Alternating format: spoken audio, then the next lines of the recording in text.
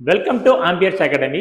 Re-NEET 2026ல உங்களோட score லோவா இருந்தது அப்படின்னா நமக்கு என்னென்ன ஆப்பர்ச்சுனிட்டிஸ்லாம் இருக்கு அப்படிங்கிறத பத்தி தான் இந்த வீடியோல பார்க்க போறோம். வாங்க வீடியோக்குள்ள போகலாம். ஸோ இப்போ ஜென்ரலா ஒரு ஸ்டூடெண்ட் நீட் எழுதுறாங்க அப்படின்னா, நீட்ல பாஸ் ஆயிட்டாங்க அப்படின்னா அவங்களுக்கு என்னென்ன பாசிபிலிட்டிலாம் இருக்கும் அப்படின்னா, they can go for government colleges or private collegeல கவர்மெண்ட் கோட்டா, பிரைவேட் காலேஜ்ல மேனேஜ்மெண்ட் கோட்டா, அல்லது டீம்டு யூனிவர்சிட்டிஸ் ஆர் ஃபாரினுக்கு போய் நம்ம எம்பிபிஎஸ் படிக்கலாம். ஓகே, ஸோ இது எல்லாமே இருக்குது.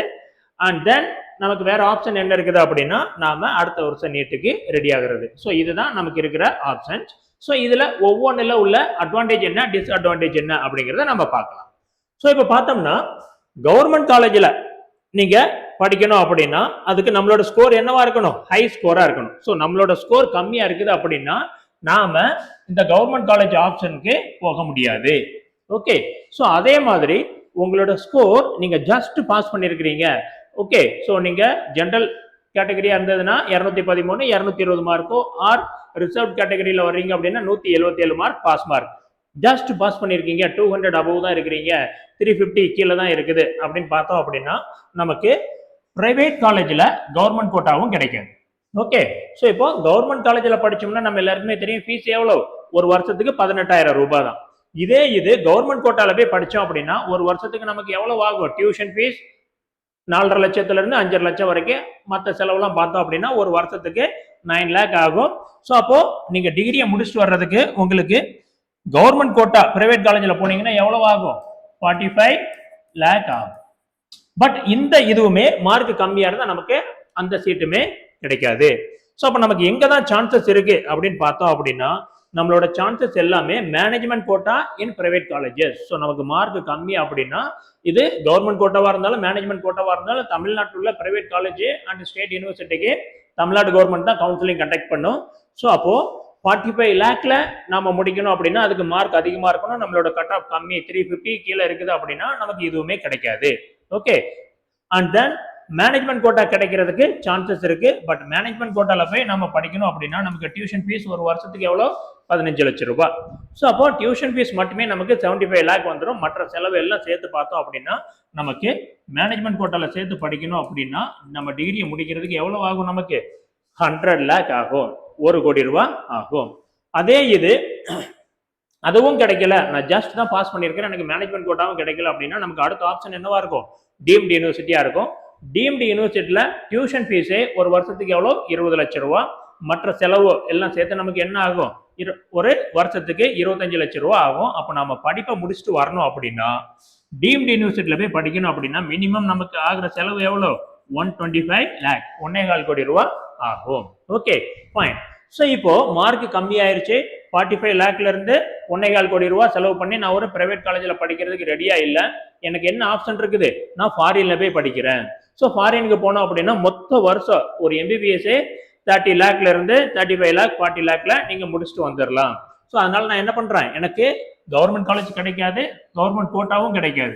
ஸோ அப்போ மார்க் கம்மினா எனக்கு இருக்கிற ரெண்டே ஆப்ஷன் என்னது, 1 கோடி ரூபாய்க்கு மேனேஜ்மெண்ட் கோட்டால படிக்கிறது, 1.25 கோடி ரூபாய்க்கு டீம்டு யூனிவர்சிட்டியில் படிக்கிறது. ஸோ அப்படி இல்லாம 30 லட்சம் ரூபாய்க்கு என்னால ஃபாரின்ல போய் படிக்க முடியும்.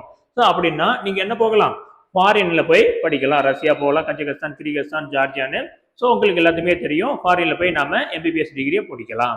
ஸோ அது ஒரு ஆப்ஷன், அது ஒரு ஆப்ஷன் தான். பட் ஃபாரின்ல போய் படிக்கணும் அப்படின்னு நினைக்கிற ஸ்டூடெண்ட்டுக்கு நான் கொடுக்குற ஒரு அட்வைஸ் என்ன அப்படின்னா, நீங்க ஃபாரின்ல போய் படிக்கிறதுக்கு முன்னாடி ஃபாரின்ல படிச்சுட்டு வந்துட்டு இங்க ஒரு எக்ஸாம் எழுதுவோம். அதை நம்ம என்னன்னு சொல்லுவோம், foreign medical graduate exam, FMGE exam. இந்த எக்ஸாம்ல எத்தனை பேர் பாஸ் ஆகுறாங்க அப்படிங்கிறத நீங்க பார்த்துக்கோங்க. ஏன்னா இந்த எக்ஸாம்ல பாஸ் பர்சன்டேஜ் ரொம்ப ரொம்ப கம்மியா இருக்குது. ஸோ ஃபாரின்ல போய் படிக்கணும்னு நினைக்கிறவங்க தாராளமா போய் படிக்கலாம்.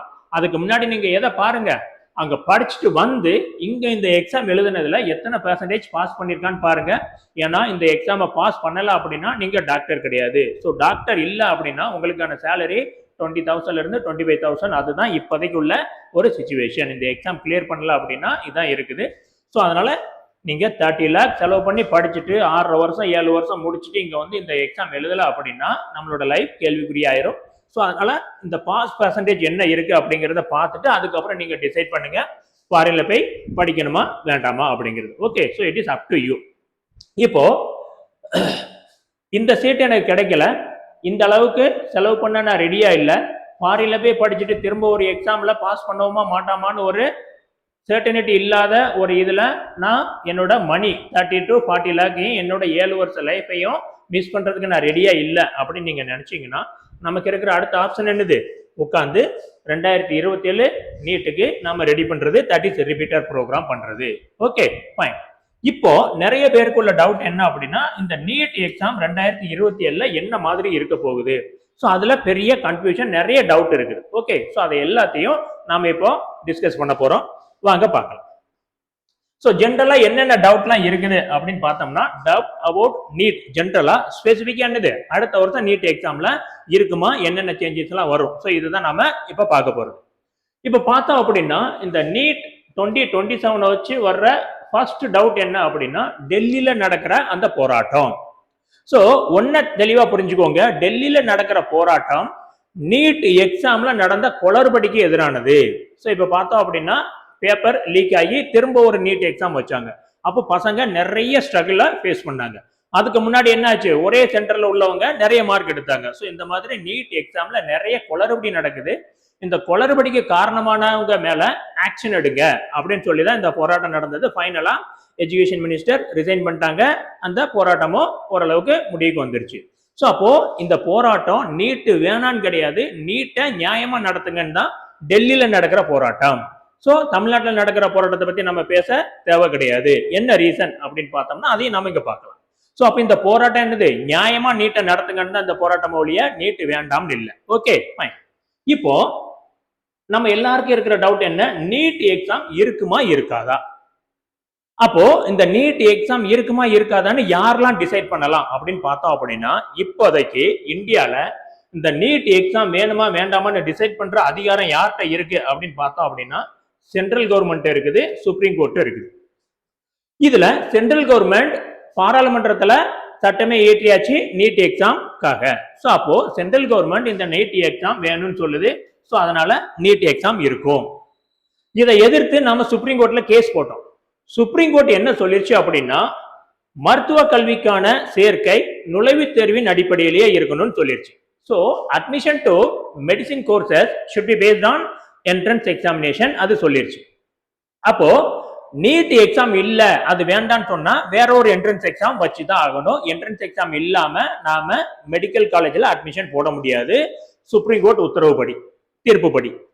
சென்ட்ரல் கவர்மெண்ட் என்ன சொல்லுது, நீட் எக்ஸாம் நாங்க வைப்போம் சொல்லுது. ஸோ அதனால சென்ட்ரல் கவர்மெண்ட்டும் சொல்லிருச்சு, சுப்ரீம் கோர்ட்டும் சொல்லிருச்சு, இப்போ நீட் எக்ஸாம் கண்டிப்பா இருந்துதான் ஆகும்.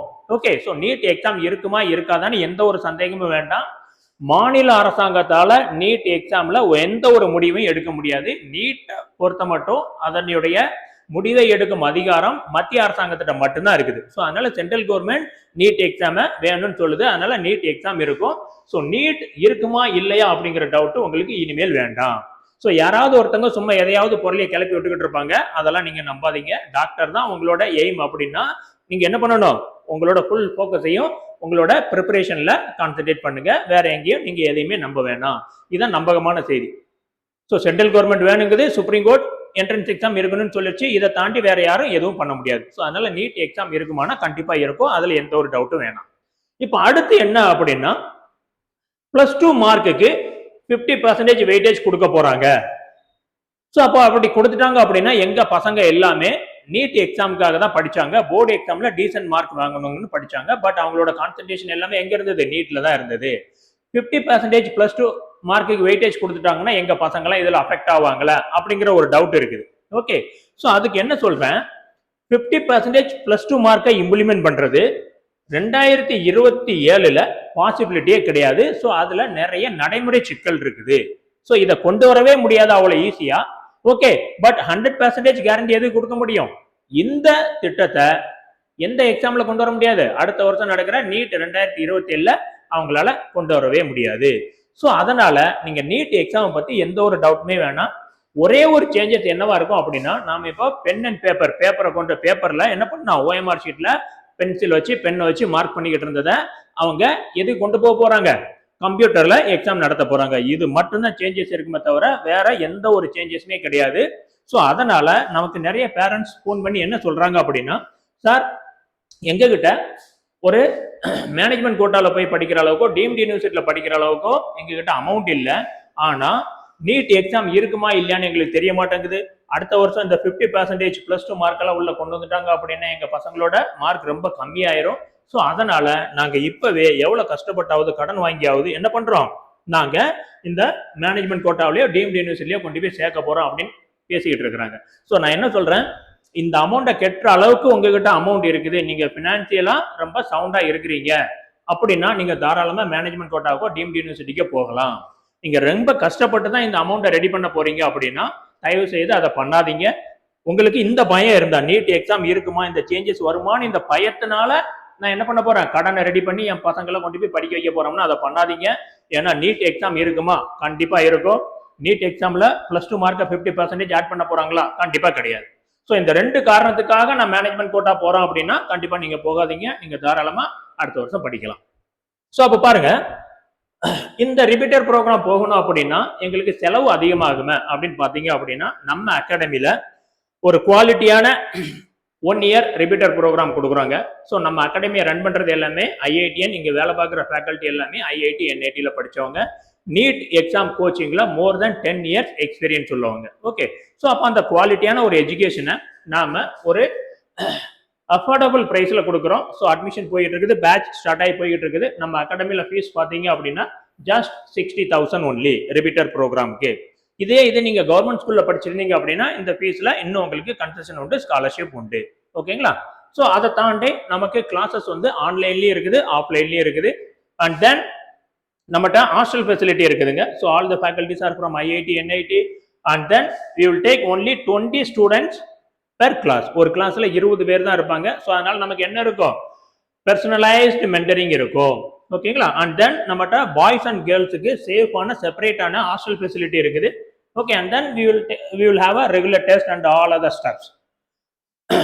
So this is all about our repeaters program. So இதுல வேற ஏதாவது உங்களுக்கு டவுட் இருந்தது அப்படின்னா you can call this number 848-999-5544 or 8248-699-176. So இந்த நம்பருக்கு நீங்க கால் பண்ணீங்க அப்படின்னா so we will answer your questions. நம்ம அகாடமி எங்க இருக்குது அப்படின்னு பாத்தீங்க அப்படின்னா தாம்பரம், சென்னையில இருக்குது. Okay, so that is all the best.